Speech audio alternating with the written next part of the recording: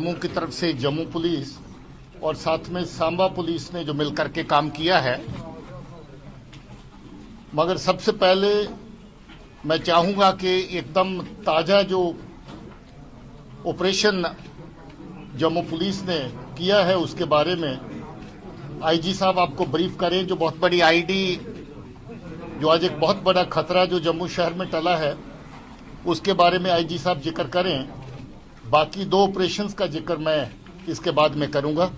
IG Jammu. पिछले 3-4 दिन से हम हाई अलर्ट पे थे। जनरल इंटेलिजेंस इनपुट्स थी कि पुलवामा ब्लास्ट की जो एनिवर्सरी है उसके मौके पे टेरर ग्रुप्स एक और बड़ा धमाका करना चाह रहे थे, और इस बार जो धमाका है वो जम्मू शहर में होना था। इस इंफॉर्मेशन की बुनियाद पे हर इम्पोर्टेंट लोकेशन पे हमारी हाई अलर्ट थी, हर नाके को अलर्ट किया गया था। और कल रात दौराने चेकिंग और गश्त हमने एक सुहेल नाम के लड़के को गिरफ्तार किया, जो सस्पिशियस कंडीशन में वहाँ पे घूम रहा था। उसके हाथ में एक बैग थी, और जब उससे पूछताछ हुई तो बैग से तकरीबन 6-6.5 किलो की एक बहुत बड़ी आईडी बरामद हुई, जो एक्टिवेटेड नहीं थी। पूछताछ करने के दौरान उसने ये बताया कि वो नर्सिंग कॉलेज का स्टूडेंट है और चंडीगढ़ में पढ़ाई करता है, और उसको पाकिस्तान से अल बदर तंजीम के हुक्मरान के जरिए मैसेज आया था कि उसको यहाँ पे एक आईडी प्लेस करनी है, और वो इस आईडी को उसने 3-4 टारगेट्स दिए थे प्लेस करने के लिए, जिसमें रघुनाथ मंदिर, बस स्टैंड, रेलवे स्टेशन और लखदाता बाजार जो ज्वेलर्स की शॉप्स है जहाँ पे, उनमें से किसी एक लोकेशन पे उसने आईडी रखना था। पूछताछ के दौरान उसने और भी बताया कि इस आईडी को रखने के बाद उसने एक फ्लाइट लेना था श्रीनगर के लिए, और फ्लाइट लेके श्रीनगर पहुंचना था, जहां पे अथर शकील खान नाम का एक आदमी जो अलबदर तंजीम का ओवरग्राउंड वर्कर है, काफी हाई रैंकिंग ओवरग्राउंड वर्कर है, उसने इसको रिसीव करना था, और उसके बाद ये एक्टिव हो जाता तंजीम के साथ। तो ये इसकी प्लान थी। इस काम की जानकारी चंडीगढ़ में एक और लड़के के पास थी, जिसका नाम काजी वसीम है। उसको भी चंडीगढ़ से पिक कर लिया गया है और उसकी गिरफ्तारी हो जाएगी।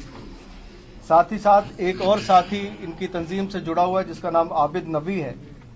उसको भी गिरफ्तार किया गया है। तो इस गिरफ्तारी से और इस आईडी की रिकवरी से, ये तकरीबन 6-6.5 किलो की आईडी है। अगर इसमें आरडीएक्स होगा, अभी इसकी पूरी जांच की जाएगी बॉम्ब डिस्पोजल स्क्वाड के द्वारा, तो ये बहुत बड़ा धमाका हो सकता था, काफी जानो माल के नुकसान हो सकती थी, जिसको कि जम्मू पुलिस ने अवॉइड कर लिया है।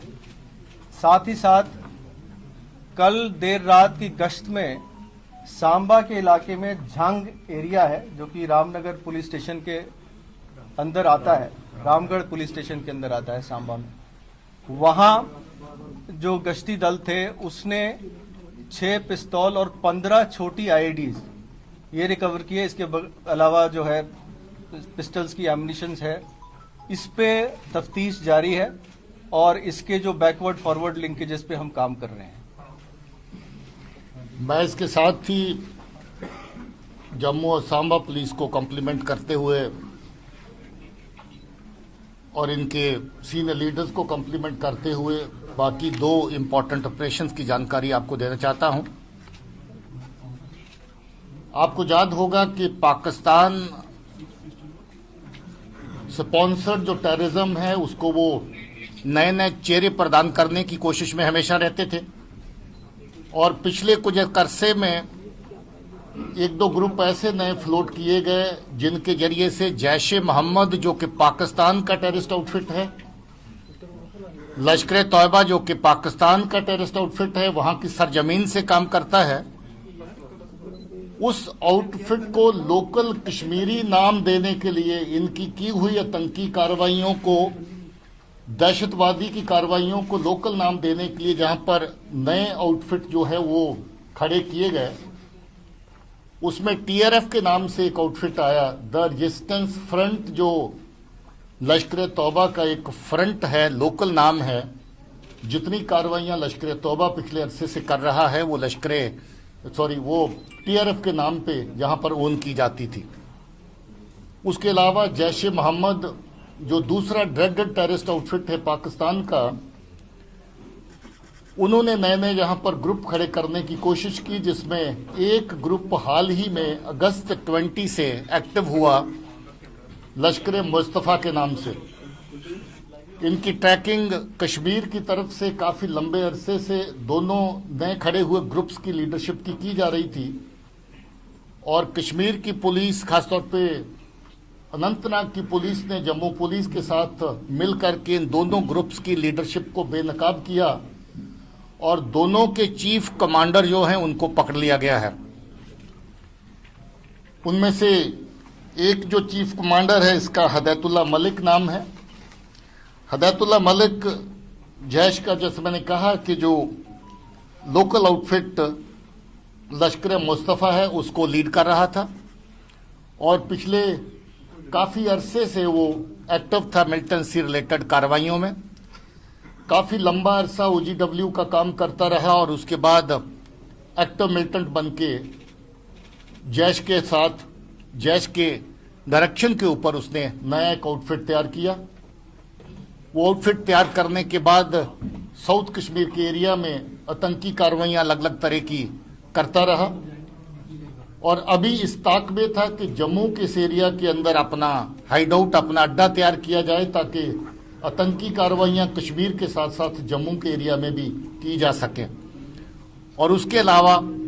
पाकिस्तान से जो हथियार अलग अलग जरिए से आते हैं, चाहे वो बॉर्डर से किसी मिलिटेंट्स के थ्रू आए,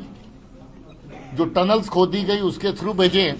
जहां फिर ड्रोन्स के जरिए से जो वेपन फेंके जाते थे उनको रिसीव करने का एक नेटवर्क जहां पर बनाया जाए,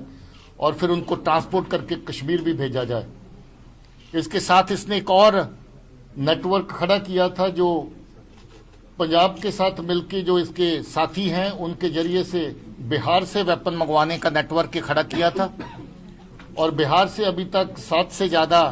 पिस्टल जो हैं वो लाए जा चुके हैं, और अलग अलग आतंकी कार्रवाइयों के लिए उनको आगे तकसीम किया गया। उसके अलावा एक नेटवर्क ऐसा भी बनाया जिसमें कुछ लड़के पंजाब में, कश्मीर बेस्ड लड़के जो पंजाब में अलग अलग जगह पे पढ़ते हैं, उनको शामिल किया गया,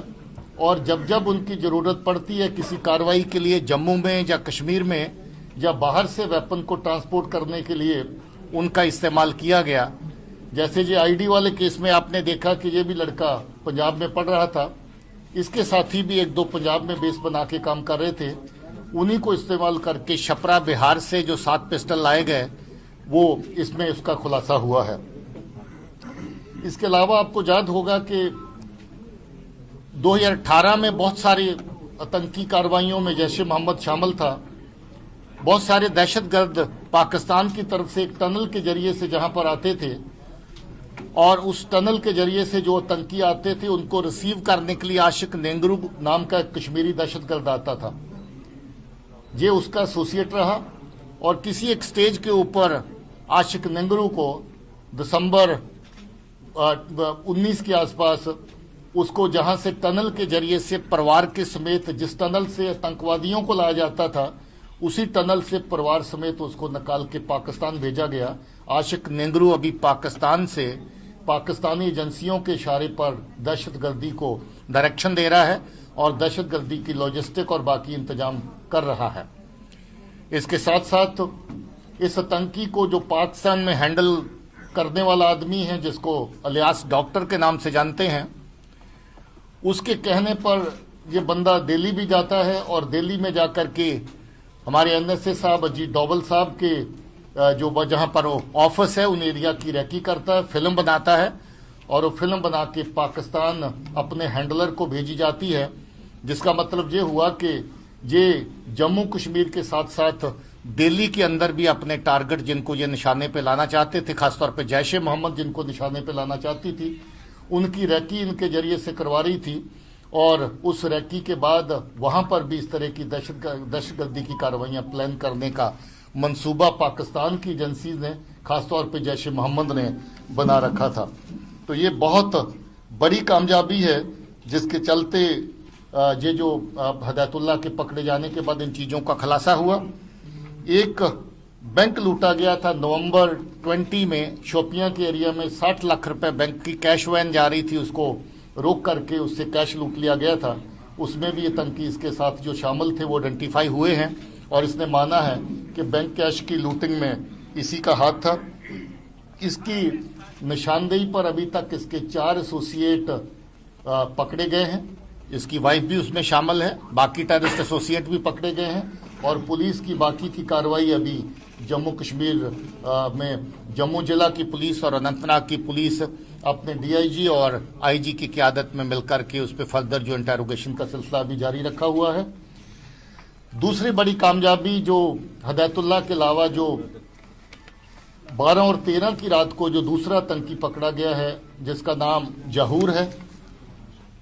जहूर राथर इसका नाम है, इसको खालिद भी कहते हैं और साहिल भी नाम है इसका। लश्कर तौबा की फ्रंट को जो रन कर रहा था टीआरएफ को, ये टीआरएफ का चीफ था। ये भी बहुत लंबा अरसा पहले खुद ओजीडब्ल्यू के खाते में काम करता रहा।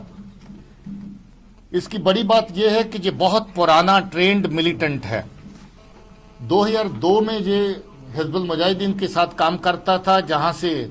बॉर्डर पार गया था, बॉर्डर पार जाके पाकिस्तान में ट्रेनिंग हासिल करी थी और जब वापस लौट के आया था तो 5 फॉरेन टेररिस्ट रजौरी के रूट से लेकर के जो वापस आया था। उसके बाद ये लगभग 5 साल एक्टिव रहा और 2006 में इसने सरेंडर कर दिया था और सरेंडर करने के बाद ये आराम से बैठा था, मगर इसकी एक्टिवेशन 2019 के अंदर दोबारा होगी और 2019 के अंदर जो इसके हैंडलर पाकिस्तान में बैठे जो जानते थे इसका पोटेंशियल क्या है, उन्होंने इसको नया आउटफिट जो बनाया टीआरएफ, उसकी जो कमांड उसके हाथ में दी और टीआरएफ के चीफ का भी ये काम कर रहा था। इसने अपना काफ़ी बड़ा नेटवर्क कश्मीर के अंदर पैदा कर दिया, जिसमें से 8 लोगों की पहचान अभी तक हो चुकी है। उसमें से कुछ लोग पकड़े जा रहे हैं, उनकी इंटेरोगेशन कश्मीर वाली साइड पे शुरू हो चुकी है। और ये जब पकड़ा गया, क्योंकि इसको सरेंडर मिलिटेंट होने के नाते इसके ऊपर कोई शक नहीं था, इसकी जो अभी तक की जो इन्वॉल्वमेंट सामने आई है, कुलगाम में 3 बीजेपी के जो एक्टिविस्ट हैं उनको मारा गया था, उसमें इसकी शमूलियत थी, जो खुद उसमें शामिल था। उसके अलावा कुकरनाग के एरिया में पुलिस के एक जवान को हलाक किया गया था, उसमें भी ये शामिल था। इसकी पूछताछ अभी काफ़ी शिद्दत से जारी है और मैं ये समझता हूँ कि जिस लेवल पे ये ऑपरेट कर रहा था, इसकी काफ़ी सारी और आतंकी गतिविधियों का पता इसमें से चलेगा। सो आपके सामने 3 बड़े ऑपरेशंस का खुलासा हुआ, जिसमें जैश ए मोहम्मद का फ्रंट लश्कर मुस्तफ़ा, लश्कर तौबा का front TRF the resistance front और इसके साथ एक और नया आउटफिट जिसको पाकिस्तान फिर से सक्रिय करने की कोशिश में है, जिसको अल बदर कहते हैं। अल बदर का जिसने आईडी जहां पर लाके जम्मू शहर में किसी भीड़ वाले इलाके में लगाने की ताक में थे, उससे पहले ही पुलिस ने उसको पकड़ लिया, जिससे बहुत बड़ा हादसा टल गया। पिछले 2 रोज से हम लोग बहुत बड़ी अलर्ट साउंड करके चल रहे हैं, क्योंकि जम्मू कश्मीर में इस बात की अलग अलग एजेंसी से और पुलिस के जरिए से रिपोर्ट आ रही थी कि ये कोई ना कोई बड़ी जो कार्रवाई आज के दिन, पुलवामा के अटैक के दिन, दूसरी एनिवर्सरी के दिन कहीं ना कहीं अंजाम देंगे। मैं मुबारकबाद देता हूं अपनी पुलिस को और अपने उन सब मेंबर्स को जिन्होंने इन ऑपरेशंस में हिस्सा लिया। बहुत बड़ा हादसा होने से रोका और 2 चीफ कमांडर्स को पकड़ा जिन्होंने बहुत सारी आतंकी कार्रवाइयां पहले करी हैं और बहुत सारा नेटवर्क उनका जो है उसको बस्ट किया गया है और ज़्यादा एसोसिएट्स और ज़्यादा उनकी आतंकी कार्रवाइयां सामने आने का अनुमान है। बहुत बहुत शुक्रिया।